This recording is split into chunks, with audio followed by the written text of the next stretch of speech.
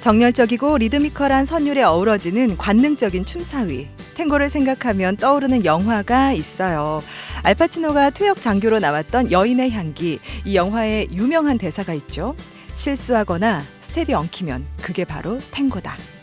아르헨티나를 대표하는 춤 탱고는 즉흥적으로 이루어진다는 게 특징인데요. 정해진 순서 없이 파트너와 주고받는 미묘한 신호로 턴을 할지 발을 크로스할지를 캐치해야 하는 4개의 발과 하나의 심장으로 추는 춤 탱고. 어쩌면 우리 삶과도 참 닮아있지 않나요? 음악으로 떠나는 세계 여행 낭만 헤르츠 시즌 1 음악과 여행 이야기를 자유롭게 오갈 오늘 이 시간은 천혜의 자연경관과 강렬한 탱고가 매력적인 나라 아르헨티나로 출발합니다.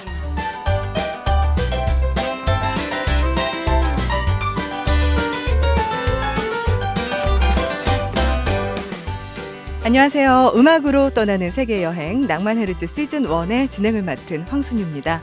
낭만 헤르츠는 인천광역시 연수구 송도 글로벌 평생학습관과 함께하고요. 네이버 오디오 클립 낭만 헤르츠와 연수구청 유튜브를 통해 다시 청취하실 수 있습니다.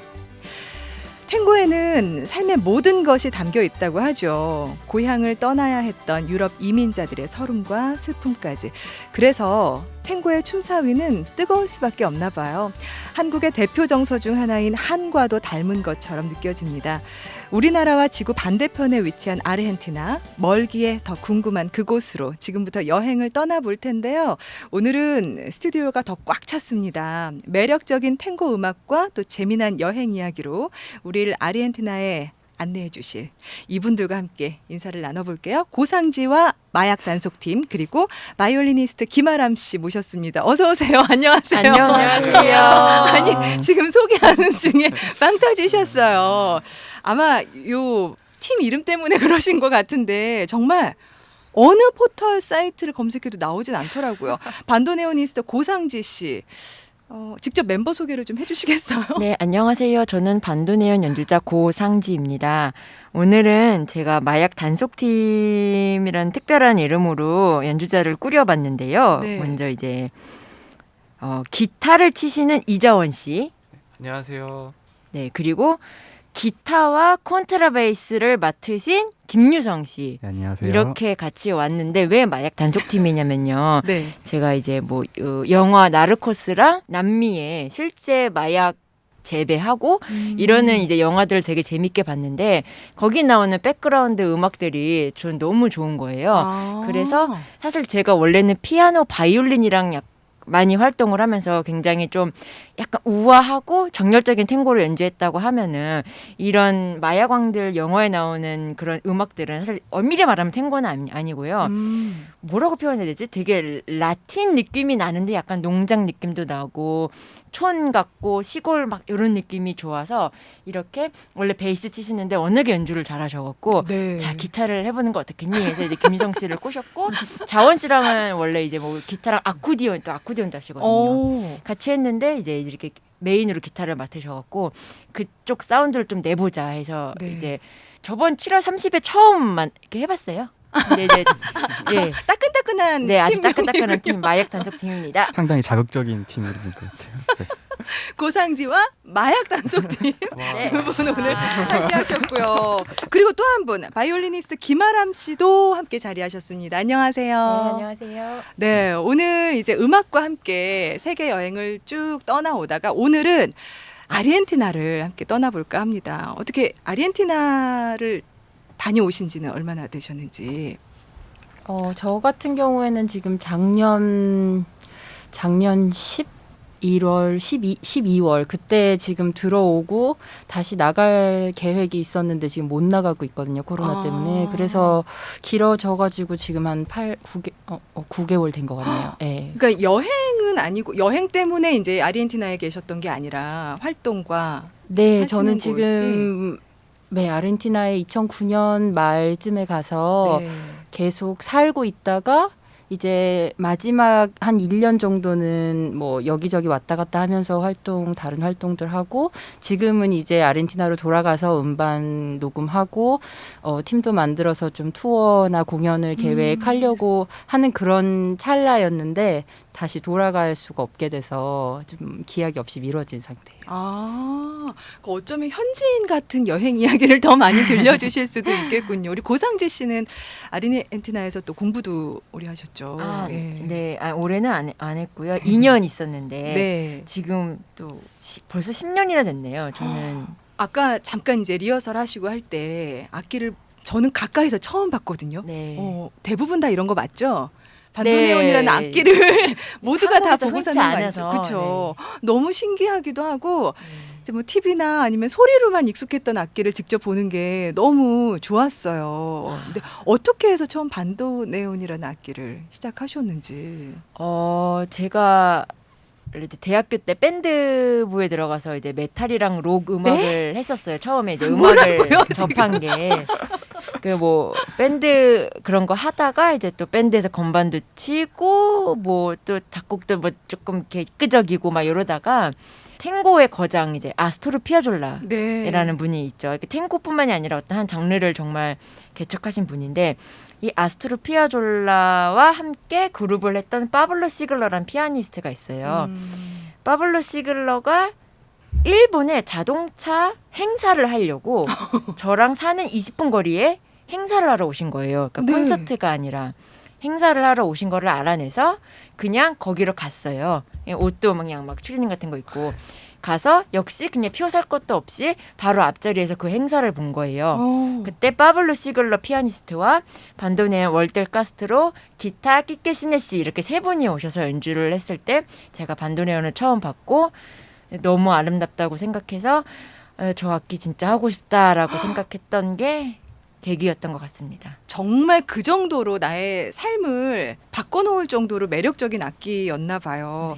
자, 이제 아르헨티나 하면은 워낙 땅덩어리도 넓잖아요. 그러니까 뭐 우리나라의 한 26배 이상이 된다고 하던데 이 나라들을 다 다닐 수는 없고 이제 대표적으로 뭐 여행을 간다 하면은 가장 많이 떠나는 곳이 부에노스아이레스일 거 아니에요. 그렇죠. 네.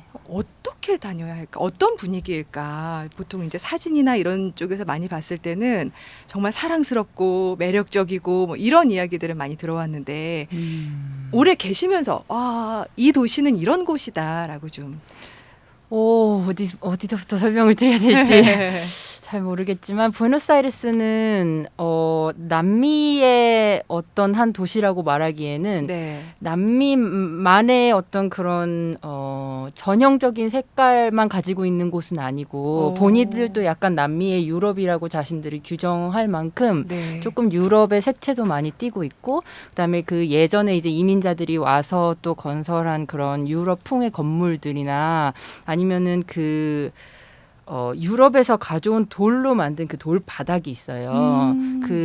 그냥 차가 지금 다니는 도로인데 옛날 동네 같은 경우에는 아직도 그런 돌길들이 보존이 돼 있거든요. 네. 그래서 이제 높은 굽 같은 거 신으시는 분들은 거의 걸어 다니기가 힘들 정도로 전부 그렇게 그 돌로 하나하나씩 쌓아서 이렇게 동그란 모양을 다 만들어서 근데 보면 굉장히 아름답죠. 밤에 보면은 이렇게 또 빛나기도 하고. 그러니까 뭐 그런 여러 가지 요소가 또 혼재돼 있는 곳이고 막 낙천적이지만도 않고 약간 히스테릭한 면도 있고 뭐 여러 가지로 그런 여러 가지 매력이 공존해 있는 곳인데 일단 뭐 유명한 관광지 처음에 가신 분들은 유명한 관광지 위주로 해서 그렇죠. 보시는 게 그래도 아무래도 가장 빨리 도시를 알 수 있는 길이지 않나. 그래서 이제 몇 군데 소개를 해드리면은 뭐 레꼴레타 묘지라고 해서 묘지요. 이제, 그게 이제 그런 묘지가 그 부에노스아이레스에 크게 3군데가 있는데요.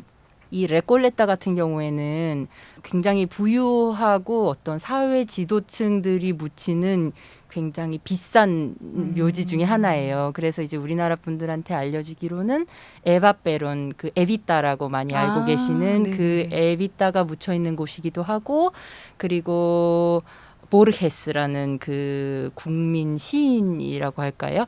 그분도 거기 계시고 카를로스 가르델도 거기 계시고 그래서 일단 그 레꼴레타 묘지는 굉장한 부촌의 한 가운데 위치해 있어요. 그래서 정말 고급 아파트 바로 옆에 공동 묘지가 있는 셈이거든요.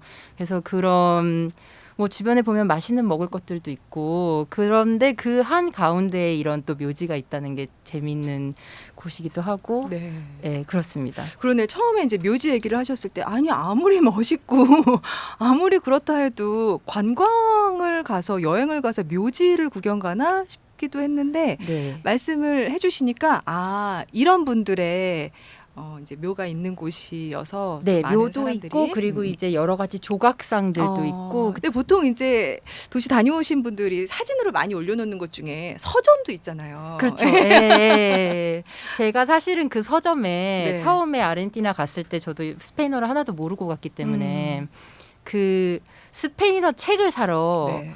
추천을 받아서 그냥 간 거예요. 그 서점이 유명한 서점인지 모르고 그냥 그 언어 책을 여기서 살 수 있다고 해서 갔는데 들어가 보니까 그 이게 원래 그 오페라 극장이었던 곳을 개조한 거라서 네. 들어가면 정말 화려하게 돼 있고 그 층이 있어요. 뭐 1층, 2층 그리고 옛날 오페라 극장처럼 발코니식으로 이렇게 딱 들어가면 보이고 뭐 이런 그리고 천정에 그림도 그려 있고요. 이런 여러 가지 모습이 아름다웠던 기억은 있는데 그러고도 저는 거기가 그렇게 유명한 데인 줄은 몰랐거든요. 아, 정말 책을 사러 가. 네, 정말 책을 사러 갔는데, 여긴 책을 사러 갔는데 이렇게 아름다운 서점이 있구나 하고 나왔는데, 이제 나중에 보니까는 그 앞으로 관광객분들이 많이 사진도 찍으시고, 네. 예, 그렇게 하더라고요. 관광객분들이 많이 걷는 거리로는 산텔모 거리라고 있어요. 제가 산떼모 거기 거리. 길 바로 옆에 살았었는데, 이제 일요일이 되면은 무슨, 그 벼룩시장이라고 하나요? 그렇게 이제 손으로 수공예로 뭐 만드시는 분들이나 이런 분들이 자리를 다 차지하고 이렇게 천막처럼 쳐놓고 물건을 팔 수 있게 돼 있어요. 그래서 보통 주말에 열리는데 그 산텔모라는 그 옛날 전통적인 거리거든요. 아까 말씀드렸던 그런 돌길 위에다가 그 사람들이 천막을 쳐놓고 조그만 좁은 길에 그런 거를 다 판매를 하는 거를 좀 보실 수가 있는데 그게 아마 한번 가서 보시면 재미가 있을 수 있을 것 같고 그다음에 까미니또 거리라고도 저희 탱고 곡도 있는데 유명한 그 거리가 보카 지구에 있어요. 네. 그래서 이제 거기 가면은 그 예전에 그 항구 그 부둣가에 있거든요. 보카라는 데가 부둣가에 있어서 예전에 이제 가난한 사람들이 집을 칠할 수가 없어서 그 배에서 이제 남은 페인트들로 집을 이렇게 조각조각 칠하게 돼서 이제 한 집인데 여러 가지 색깔을 아주 선명하게 그 원색의 라틴 남미의 느낌이라고 하나요? 그런 거를 보여줄 수 있는 그런 집들이 쫙 있는 그런 거리가 있어요. 그래서 그런 데도 한번 걸어보시면은 좋을 것 같고 근데 이제 항상 저도 거기 살 때 그랬지만은 약간 뒤에 눈이 달렸다는 느낌으로 계속 경계를 하면서 다니지 않으면 저는 뭐 다행히 굉장히 나쁜 일은 없었지만 실제로 제가 지금 말씀드린 그 모든 거리에서 아주 가까운 친구들이 뭐 외국인이 아닌 관광객이 아닌 그냥 거기 사는 친구들도 뭐 여러 가지 뭐 사건을 당한다든지 지갑을 뺏긴다든지 아니면 이렇게 핸드백을 들고 가다가 뭐 낚아챈다든지 뭐 이런 경우가 없진 않아요. 그래서 특히나 그런 보카지구 그다음에 그 보카지구에 가면 보카 주니어스 그 마라도나가 나온 그 구단 축구 구장도 있거든요. 네. 그래서 관광객들이 굉장히 많이 가는 곳인데 거기가 조금 지금 우범지대예요. 위험한 곳이라서 정말 가셔야 되는 곳만 찍어서 가서 보시고 빨리 탈출하시고 또 가서 보시고 빨리 탈출하시고 약간 이런 식으로 해야지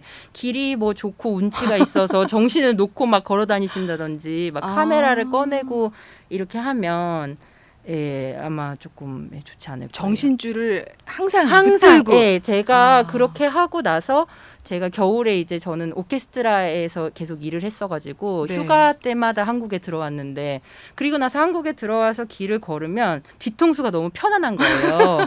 이게 거기서는 저도 모르게 항상 이렇게 긴장하고. 경계하고 예, 누가 또 지나가는 것 같으면 막 이렇게 가진 것도 없지만은 이렇게 막 조금 막 가리게 되고 막 전 또 악기가 있으니까 더 이렇게 긴장하면서 살았는데 여기 와서 그냥 길 걸어 다니면 그렇게 편안할 수가 없더라고요. 항상 눈을 4개에 달렸다라고 예, 생각하고. 그런 느낌이에요. 맞아요. 지금 축구 이야기를 잠깐 해주셨지만 아르헨티나 하면 또 빼놓을 수 없는 게 축구 이야기잖아요. 네. 우리 고상지 씨는 아르헨티나 사람들의 그런 뜨거운 축구 사랑 이런 네. 걸 느낀 적이 있다고 들었는데요. 아, 네. 이게 뭐 축구 경기할 때는 이제 길에 사람이 없죠. 그 다 구경하느라고. 근데 한 번은 아르헨티나 축구하는 때가 아니었는데 이렇게 사람들이 이렇게 약간 좀 어딘가 몰려 있기도 하고 뭐 하여튼 길을 걷고 있었는데 네. 갑자기 이렇게 땅이 떠나갈 만큼 와 하는 함성이 들렸어요. 그래서 오늘 경기 없는데 하고 보니까 브라질이 지고 있었던 거예요. 재밌으세요? 감사합니다. 그게 다예요. 이게 축구를 우리도 보통 이제 뭐 국가대표나 이런 걸 많이 보잖아요. 네. 그러면은 이제 K리그나 이런 뭐 그냥 지역 팀들에 대해서는 조금 소홀하기 쉬운데 아르헨티나 사람들은 모든 팀에 대해서도 관심이 크고 또 경기를 이기고 지고뿐만이 아니라 그 경기 안에 플레이 그렇죠. 태도 같은 네, 것도 네, 엄청 네. 본다 그러더라고요. 맞아요. 네. 그게 이제 일단 자국 리그가 너무 인기가 많고 정말 인기가 많고 각자 이제 응원하는 팀들이 있어요. 근데 그 응원 열기도 너무 강하고 그다음에 이기고 지냐에 따라서 이제 사람들이 막 굉장히 불같이 막 화를 내기도 하고 길에 나와서 막 소리를 지르기도 하고 이런 게 굉장히 보편적이고 저는 이제 투어를 아르헨티나 사람들하고 다닐 기회가 몇 년 동안 있었는데 저희가 이제 투어를 가면 시차 때문에 축구를 라이브로 보려면 막 새벽 3시, 4시에 일어나서 봐야 되거든요. 그 사람들이. 네. 그런데 다음 날에 저희가 쇼가 있어도 무조건 보는 거예요. 자기들끼리 모여서 보고. 그리고 서로 다른 팀을 응원하면 막 싸우고. 그리고 전날에 뭐 경기가 어땠는지 항상 조식에 오면 또 얘기하고 뭐 이런 게 거의 일상이었어요. 근데 하나 해서 우승자가 분명히 엊그저께 나왔는데 네. 또 다른 거 응원하고 있는 거예요. 멈추지를 않고 계속 축구 경기가 있고 그다음에 월드컵 같은 거 할 때는 자기네 나라 경기만 보는 게 아니라 제가 이제 또 뭐 오케스트라 같은 데는 한국 사람이 있으니까 저희 것도 보는 거예요. 그리고 나서 다음날 와서 브리핑 해주는 거예요. 너네 나라는 어제 뭐 이런 경기를 펼쳤다. 뭐 잘 싸웠지만 뭐 어쨌다든지 아니면은 이겼지만 경기 내용은 별로였다든지 뭐 여러 가지 각도에서 막 분석을 한 사람씩 와서 다 해주고 막 약간 이런 게 축구에 대한 애정이 너무 많아가지고. 저는 아까 고상지 씨 얘기하셨을 때 전 진짜 그 마음 이해했는데 우리가 응원하는 나라나 응원하는 팀이 분명히 있지만 그 팀이나 나라 경기가 아니더라도 경쟁 국가나 저 브라질의 경우는 특히 심해요. 그럴 수밖에 없지 않나요? 맞아. 그 대패 한번 했을 때가 있거든요. 브라질 월드컵에서 아마 브라질이 독일에 대패를 했나 그 굉장히 골을 많이 먹었는데 제가 집에 있었는데 골 하나 먹을 때마다 예 소리가 아주 그냥 저 아르헨티나 오늘 분명 경기가 없는데 브라질이 골을 진짜 많이 먹었거든요 그때. 그래가지고 아주 예. 이게 전 세계 인터뷰도- 사람들이 마음이 똑같은가 보다. 네. 내가 이기는 것도 중요하지만 남이 지는 것도 좀 그런가 봐요. 그런가 봅니다.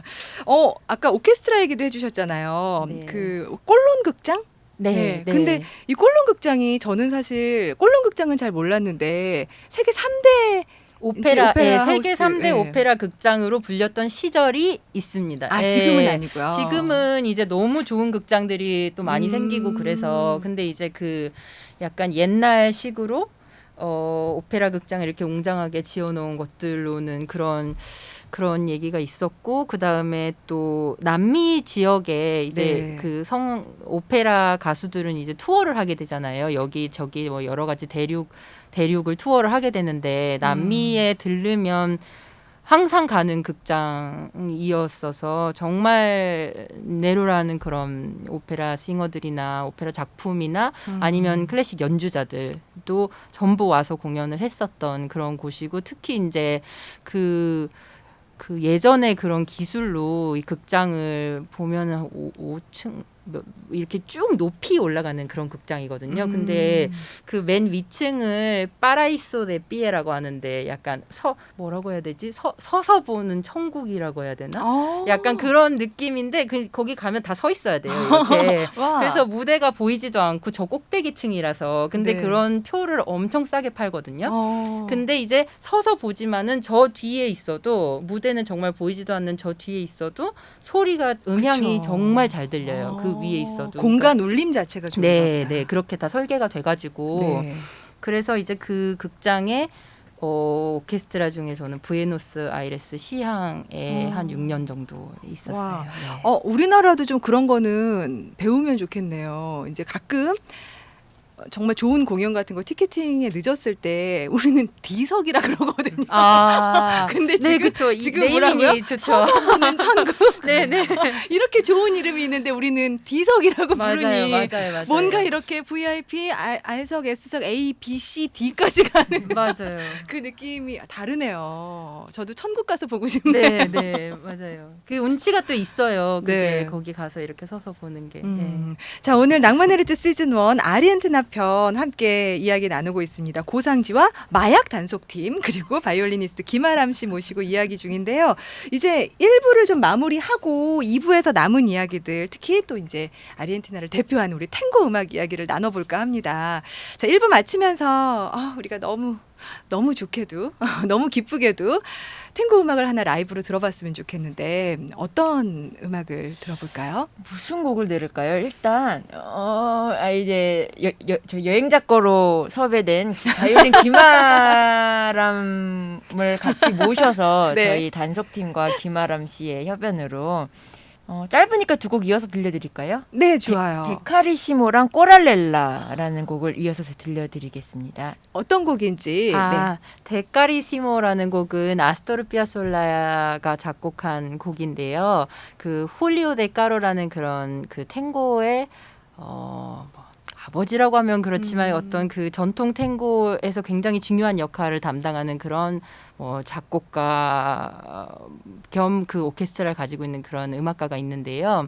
그분을 오마주하는 그런 곡이라서 데카로 이름을 따서 데카리시모 그래서 약간 최상급 표현을 네네네네. 이탈리아 말의 최상급 표현을 여기다 붙여가지고 약간 그분을 오마주하는 그런 곡으로 만든 굉장히 기분이 좋아지는 그런 멜로디의 곡이고요. 그다음에 꼬랄레라라는 곡은 밀롱가 리듬이라고 해서 탱고에서 뭐 땅고, 발스라고 하는 왈츠 그리고 4분의 2박자의 밀롱가라는 게 있는데 그 밀롱가 리듬에 역시나 기분이 좋아지는 그런 기분이 좋아지는 두 곡을 이어서 들려드리도록 하겠습니다. 네, 데카리시모, 코랄렐라 이렇게 두 곡을 고상지와 마약 단속팀 그리고 김아람 바이올리니스트가 들려주는 멋진 라이브로 함께 들으시고요. 남은 이야기들 2부에서 이어가겠습니다.